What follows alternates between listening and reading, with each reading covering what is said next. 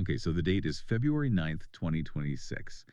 And, if you're just glancing at your phone, scrolling through headlines, it might just look like another Monday. Right. Just another news alert. But if you've been tracking the trajectory of Hong Kong over the last few years, today's, well, it's a landmark. It's one of those dates that's going to end up in the history For books. sure. All the push notifications are flashing the same number 20. 20 years. And that number, usually we talk about the legal side, the politics. But today we have to look at it differently.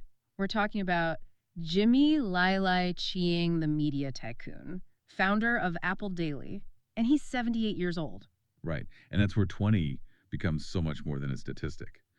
So today we're doing a deep dive into an analysis from commentator Xiao Ruoyuan. It's titled Active Selection, a Life Sentence. And we've got the court documents, historical timelines, and what Xiao argues is that this isn't just a story about a prisoner. No, it's a story about a man who spent his entire life being the ultimate rational businessman, calculating risk, maximizing profit, and then, at the very end, made a choice that seems completely irrational. It's a terrible business deal on paper. He traded a potential trillion-dollar empire for a prison cell. And the mission of this deep dive is to try and figure out why. Why does a guy who knows how to optimize everything, supply chains, media cycles, you name it, decide the one thing he can't sell is his conscience? It's this transition from CEO to what our source calls a martyr of choice. A martyr of choice. So let's unpack the sentence first, because when a judge says 20 years, it doesn't sound great. But, in some systems, people get 20 in or out in 8. Is that what we're looking at? No, not at all. And this is where we have to get into what Zhao Ruoyun calls the math of mortality. The math of mortality. Yeah, we have to look at the calculation box from the trial data. Jimmy Lai was born in December 1947. He is 78 right now. Okay, 78. And he's already been in custody for a while. For about 5 years, yeah. This whole legal machine's been grinding on since late 2020. Now, the sentence breakdown is pretty specific.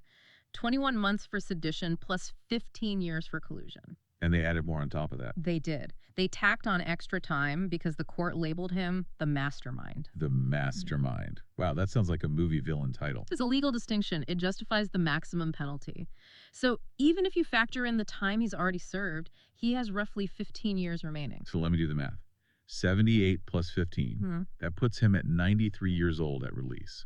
And that's the optimistic scenario, the best case. Depending on how remission is calculated, which is frankly unlikely given the charges, some models push that closer to 98. But there's another variable. A darker one, his health. Lai isn't a spry 78. He has diabetes, a history of heart conditions. And the analysis is blunt about this. What does it say? It says when you combine his age, his health, and the stress of a high-security prison, the probability of survival is extremely low. So when the headline says 20 years, the reality is life. It's a functional life sentence.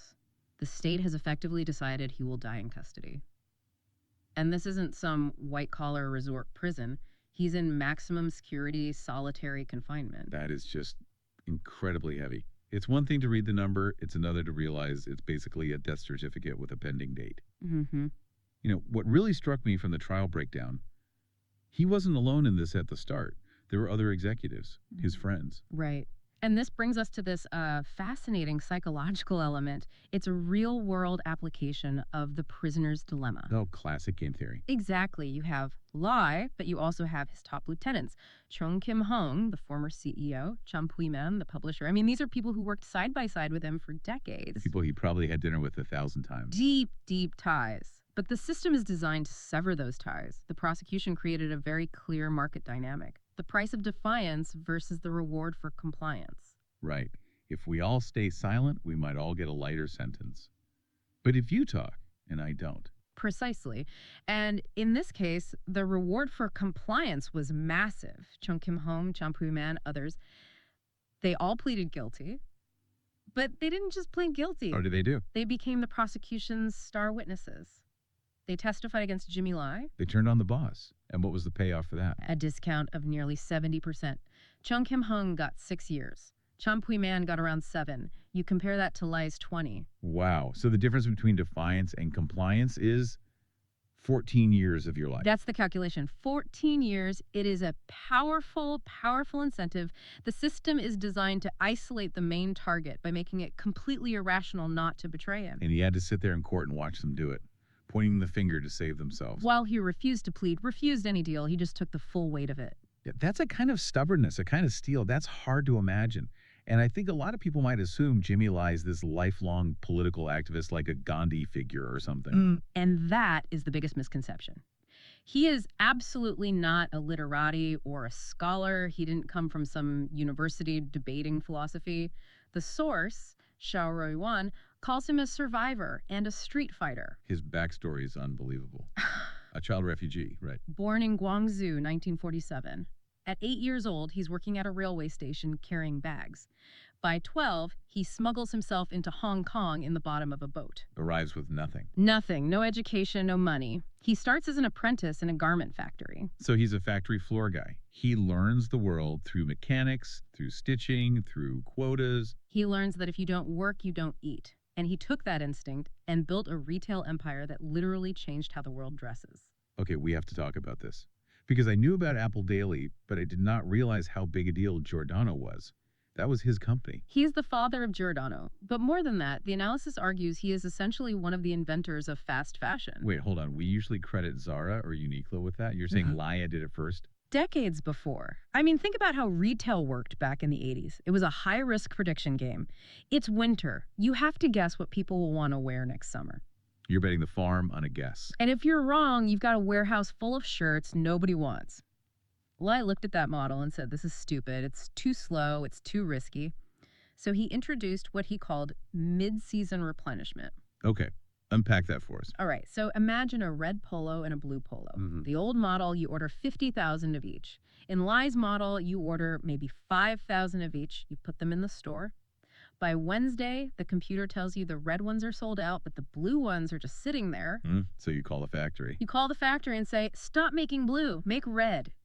He used real-time sales data to drive production. He prioritized speed over forecasting. He wasn't guessing what the customer wanted. He was letting the customer tell him. And then reacting instantly. That sounds so obvious now in the Amazon age. Right. But in the 80s, that must have been like alien technology. It was revolutionary. I mean, the founder of Uniqlo actually came to Hong Kong to ask Lai for advice.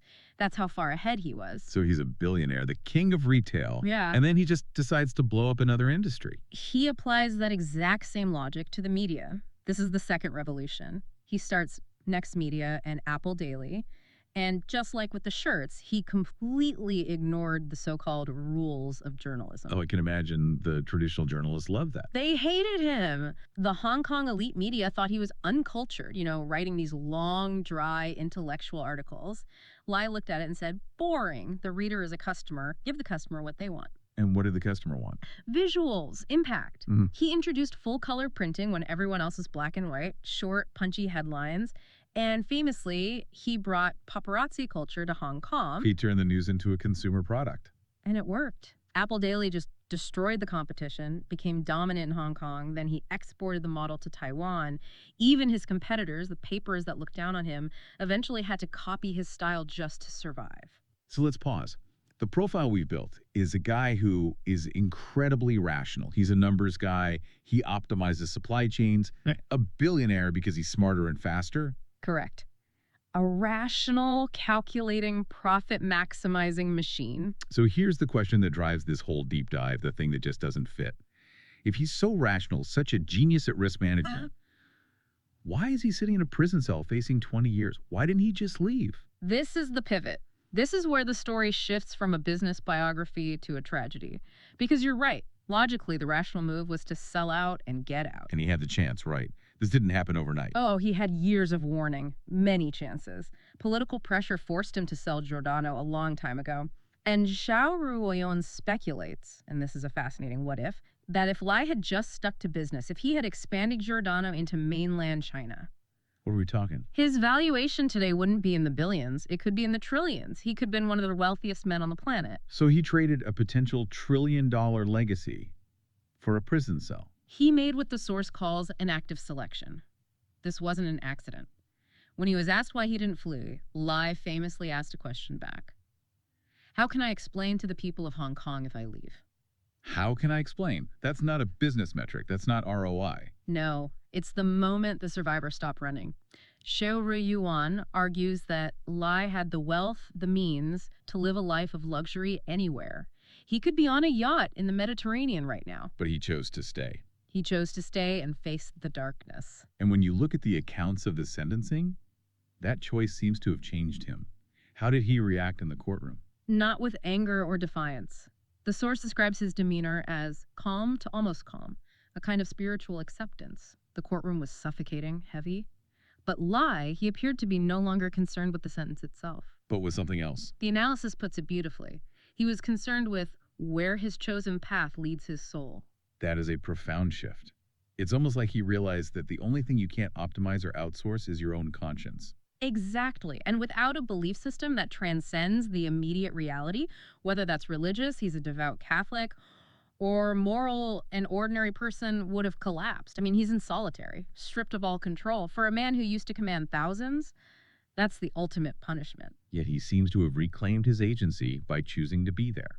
A martyrdom of choice. He turned the prison cell into his final act. Let's zoom out for a minute. He's made this choice. He's in the cell. What's the rest of the world doing? Is the cavalry coming? That's the question everyone asks, right? Will the world save him? You see the headlines. The UK condemned it. The US State Department released these furious statements. Trump mentioned it. Keir Starmer raised it. So a lot of diplomatic noise. A lot of noise. But Xiao Yuan provides a cold reality check. He argues that while the rhetoric is loud, the geopolitical appetite for real action is low. Why? If he's this symbol, shouldn't the West be doing everything? Look at the incentives. The U.S. wants a ceasefire relationship with China right now. Stability, trade. They don't want a new Cold War over one man. And the UK still views Hong Kong as a necessary economic bridge to Chinese markets. Money talks. Money and geopolitics talk louder than moral outrage. The source argues that doing a little sanction is equivalent to doing nothing. The bar for effective sanctions, the kind that would actually force a release, is incredibly high. It would mean risking billions. Exactly. And right now, neither the US nor the UK seems willing to pay that price. That's grim. So he's likely staying put. That's the assessment. The international outcry preserves his legacy, but for his freedom, it's probably insufficient. Speaking of legacy, though, the analysis ends on a prediction. A big one. Yes. Xiao Ruyuan predicts a high probability that Jimmy Lai will win the Nobel Peace Prize. No bill. It makes sense. If he had fled, he'd be another rich exile. But because he stayed, because he took the 20 years, he'll be remembered not as the criminal mastermind, but as a business genius who traded his empire for moral responsibility. The source says, I can only pay tribute. It's like his character determined his destiny. It's a tragedy in the classical sense. Not just sad, but inevitable because of who he is. If he were a little less stubborn, a little more rational in that business sense, he'd be free. It's fascinating, that trade-off. We spend our lives trying to optimize everything. Our commutes, our investments, maximum return, minimum effort.